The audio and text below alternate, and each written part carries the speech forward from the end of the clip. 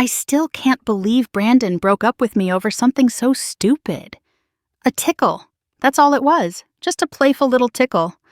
But here I am, 3 months later, sitting in my parents' basement in Columbus, watching him post photos with his new girlfriend on Instagram.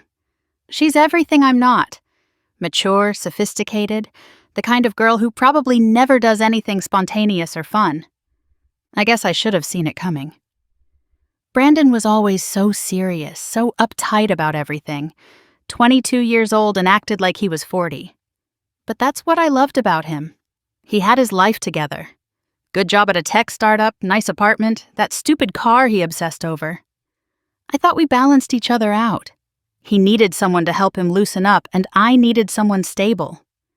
We'd been together for 10 months. Not even a full year, but it felt like longer. Brandon was my first real adult relationship. Before him, I'd only dated guys from my sorority parties, boys who thought beer pong was a personality trait. Brandon was different. He wore button-downs to dinner, he had a savings account. He talked about 5-year plans.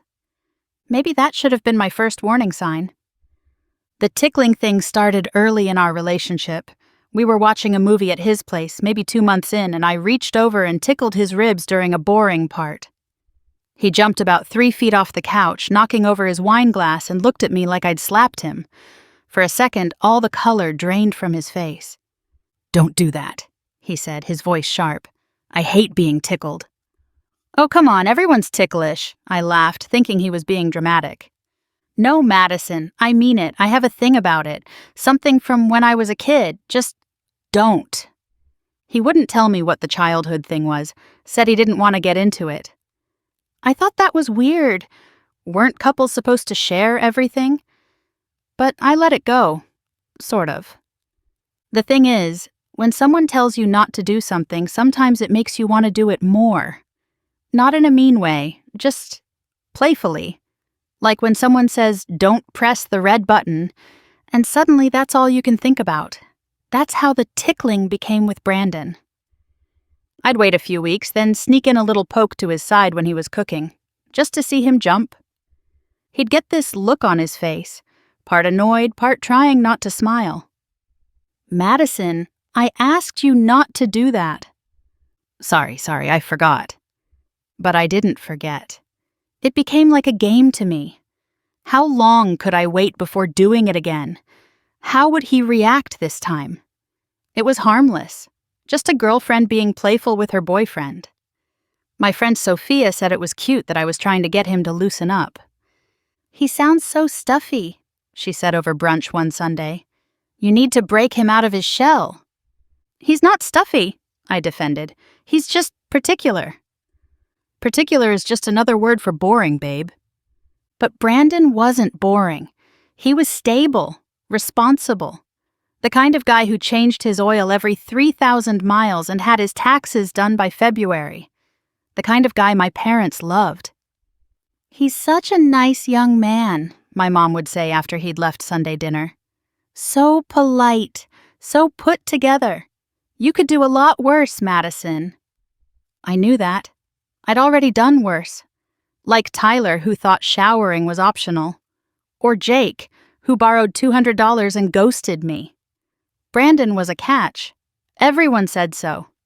But sometimes, lying next to him in bed while he set his alarm for exactly 6:15 a.m., not 6:10 or 6:20, but exactly 6:15, I felt like I couldn't breathe. Everything in his life was so scheduled, so planned. Wake up at 6:15, gym from 6:30 to 7:30, shower, breakfast, leave for work at 8:20, home by 6, dinner at 7, bed by 11. Even our dates were scheduled. Tuesday was takeout night, Friday was date night, dinner at 7:30, home by 10. Saturday mornings were for errands, Sunday was meal prep. "Don't you ever just want to be spontaneous?" I asked him once. "This is spontaneous," he said, gesturing to the Thai food containers on the coffee table. "We usually get Chinese on Tuesdays." That's when the tickling really ramped up. It was my little rebellion against his schedules and rules, a tiny bit of chaos in his perfectly ordered life. He'd be focused on his laptop and I'd sneak up and tickle his neck. He'd be washing dishes and I'd get his sides. "Madison, stop," he'd say, but sometimes I caught him almost smiling. Like maybe deep down, he didn't hate it as much as he claimed. The day everything fell apart started like any other scheduled Brandon day. Except it was special. He'd finally gotten his car back from the shop. He'd been talking about this paint job for months. Saved up for it. Showed me pictures of what he wanted. Metallic blue with some kind of special finish I didn't understand. "It's called a pearl coat," he explained for the 100th time. "It changes color slightly in different lights." I said, scrolling through my phone. "This is important to me, Madison." "I know, babe. Your car is very important." He got quiet after that, and I felt a little bad. But seriously, it was just a car. 4 wheels and an engine. But to Brandon, it was like his baby.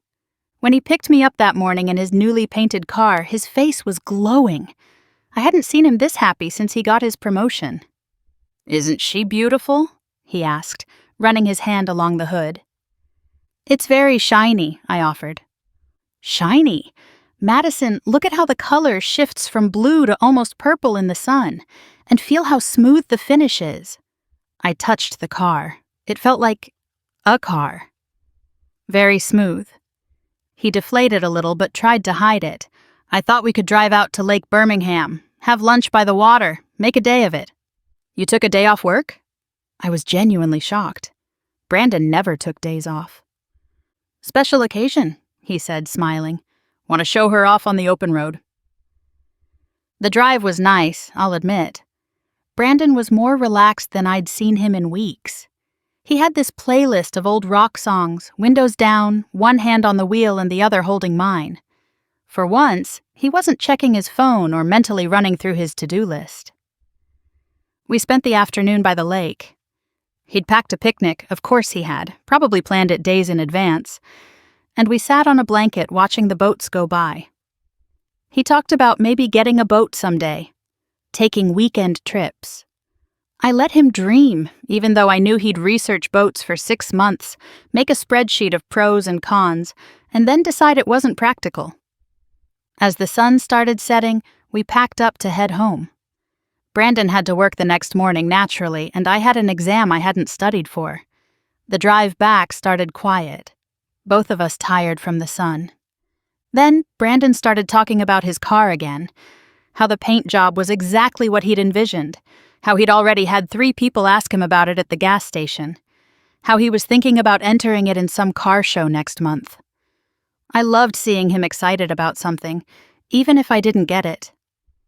His voice got all animated, hands gesturing as he drove. That's when I decided to play with him a little, just to keep the mood light. I reached over and tickled his ribs. "Madison!" He jerked away, the car swerving slightly. "I'm driving." Sorry, I said, but I was giggling. His reaction was so dramatic. "You just looked so serious all of a sudden." I wasn't being serious. I was sharing something I care about. And don't tickle me while I'm driving. That's dangerous. "Okay, Mr. Safety." He glanced at me, and I could see he was trying to decide if he wanted to stay annoyed or let it go. He chose to let it go, which was my mistake. If he'd gotten properly mad, maybe I would have stopped. But he just shook his head and kept driving. So 5 minutes later, when he started talking about the special wax he'd used, I did it again. Both hands this time, really going for his ribs. The car swerved hard. I heard the tires screech. Brandon yanked the wheel, overcorrecting, and suddenly we were off the road, bouncing over the shoulder. He slammed on the brakes, and we skidded to a stop in the gravel, dust clouding around us. For a moment, neither of us moved. My heart was pounding. Brandon's knuckles were white on the steering wheel. Then he turned to me, and I'd never seen him look at me like that before. Not angry exactly.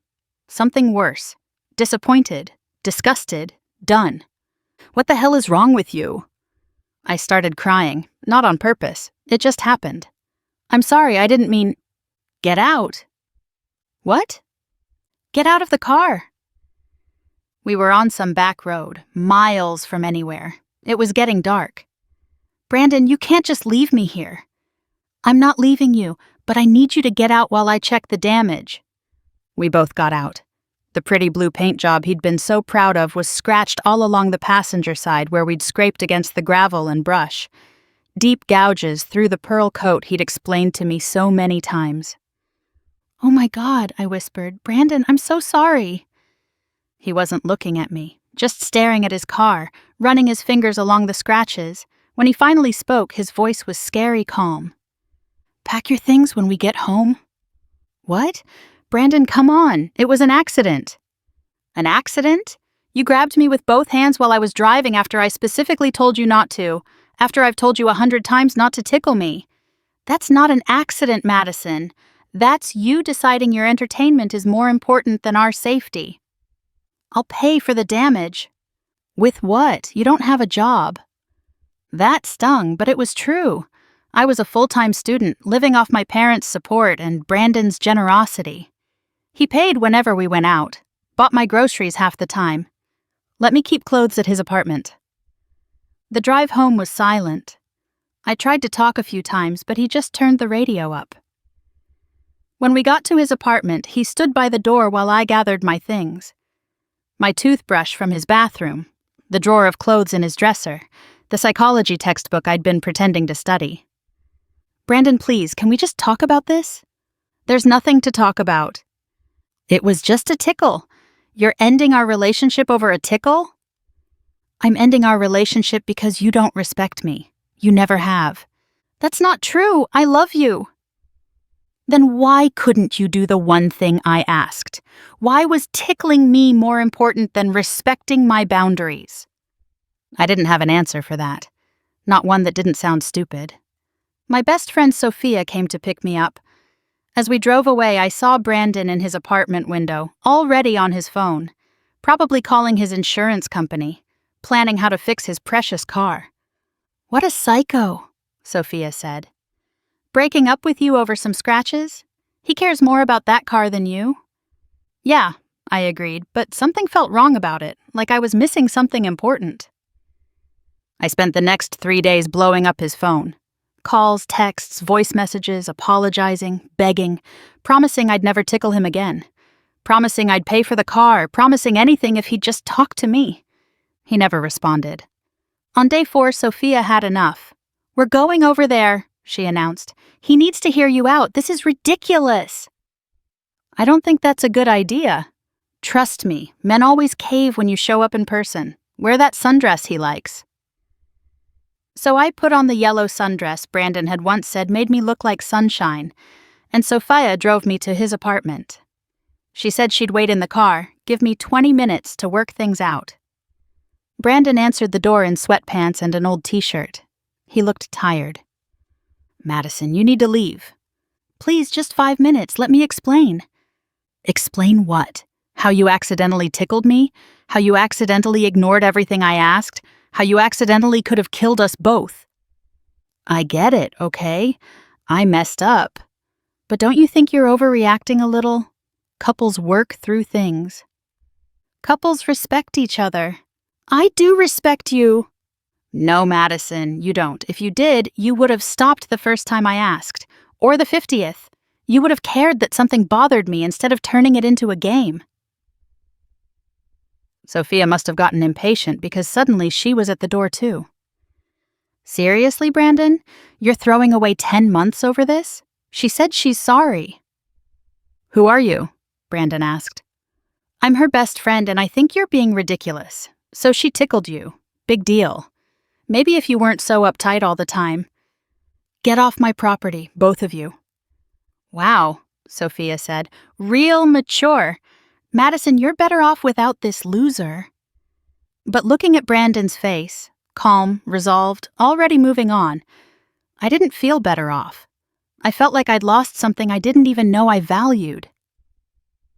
Over the next week, I spun the story for my friends, crafting a careful lie that cast me as the quirky, fun-loving victim and him as the obsessive, controlling villain. He freaked out over his stupid car, I'd say. My friends were supportive, calling him names, assuring me I'd dodged a bullet.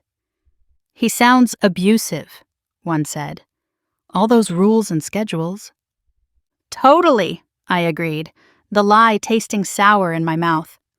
My parents were less supportive. You tickled him while he was driving? My dad asked, incredulous. Madison, that's incredibly dangerous. I know that now. And he'd asked you not to tickle him before? Yeah, but... No buts. You screwed up, kiddo. That boy was good for you. My mom was gentler, but basically said the same thing. Sometimes we don't appreciate what we have until it's gone. 2 weeks after the breakup, Brandon finally responded to one of my texts. Just one line. We can meet to talk. Brew coffee, Thursday, 2 p.m. I spent 3 days planning what to say. How to apologize. How to win him back. Sophia helped me pick out an outfit, casual but cute, showing just enough cleavage to remind him what he was missing. You've got this, she assured me. He wouldn't meet if he didn't want to get back together. I got to the coffee shop 15 minutes early, ordered a latte, and touched up my makeup in the bathroom. When Brandon walked in at exactly 2 o'clock, of course he was perfectly on time, my heart jumped. He looked good, really good. New haircut, clean-shaven, wearing one of his work shirts that fit him perfectly. He didn't smile when he saw me. Hi, I said, going for a hug. He stepped back. Let's sit. We found a table in the corner. He ordered a black coffee, no sugar, no cream. Typical Brandon. Thanks for meeting me, I started. I've missed you so much. Madison, I want to be clear about why we're here. This isn't about getting back together. I just thought you deserved a real conversation about what happened. My stomach dropped. Oh.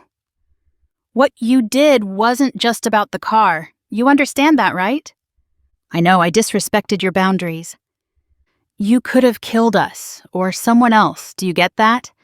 If I'd swerved into oncoming traffic, if there'd been a cyclist on the shoulder, if I'd hit a tree. But none of that happened. Because I got lucky, not because you made a good choice. I felt tears building. I said I was sorry. I know you did, but sorry doesn't fix this. You knew I had issues with being tickled. I told you it was connected to childhood trauma. Did you ever once ask me about it? Try to understand why it bothered me? I hadn't. I just thought he was being dramatic. My older brother used to pin me down and tickle me until I couldn't breathe, he continued, his voice flat and devoid of emotion. For hours, sometimes. It was his favorite form of torture. I'd beg him to stop and he'd just laugh, say I was being a baby, that it was just playing around. I was 6. Brandon, I didn't know. Because you didn't ask. You just decided it was funny to do something I explicitly asked you not to do, over and over again. I thought you secretly liked it, like you were just being stubborn. Why would you think that? Because sometimes you almost smiled. Madison, I smile when I'm uncomfortable. It's a nervous reaction, not enjoyment. We sat in silence for a moment. My latte was getting cold. I talked to Sophia, I said finally. She told me she came to your apartment without asking me first. I'm sorry about that, too. He shrugged. It just confirmed I made the right choice. That's not fair. You can't judge me by my friends. I can judge you by the story you told them, that I cared more about my car than you, that I was controlling. My face burned. I was hurt. So was I. The difference is I told the truth about what happened. What do you want me to say, Brandon? That I'm an awful person? That I ruined everything? Fine, I'm saying it. I don't want you to say anything. I want you to understand that actions have consequences. You played games with my boundaries, and now our relationship is over. That's the consequence. So that's it? 10 months and you can just walk away? Yes. He stood up. Take care of yourself, Madison, and maybe think about why you couldn't just listen when someone you claimed to love asked you to stop doing something that hurt them. He left me sitting there with my cold latte and my carefully planned outfit that suddenly felt desperate and sad. That night, I finally told Sophia the whole truth. About Brandon's brother. About how many times he'd asked me to stop. about grabbing him with both hands while he was driving 70 miles an hour. "Oh," she said. "Yeah, that's pretty bad, Mads." "You think?" "I mean, I still think he overreacted, but maybe you weren't totally blameless here." Maybe. That word sat with me for weeks. Maybe I was wrong.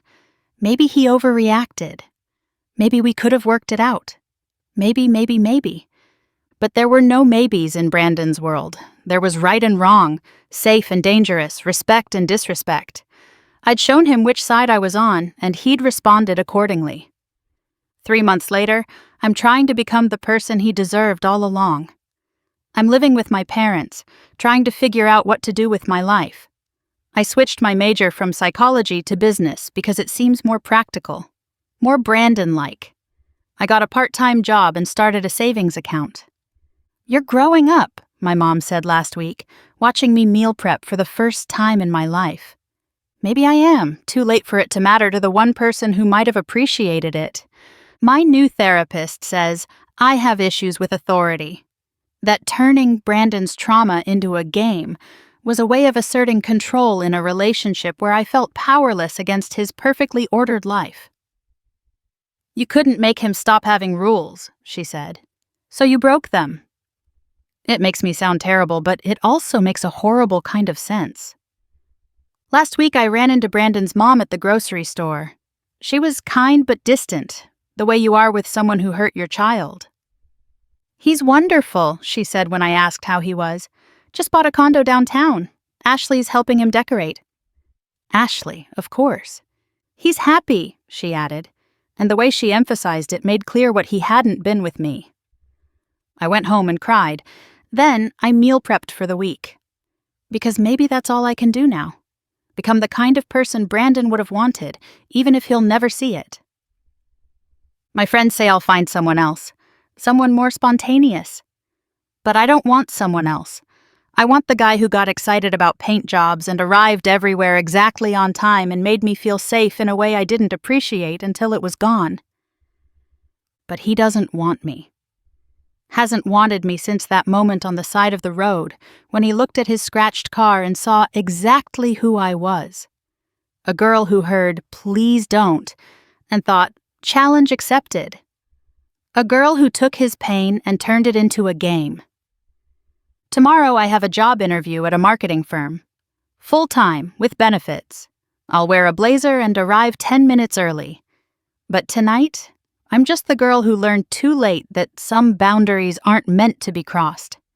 The cautionary tale about what happens when you don't listen. All because I couldn't just stop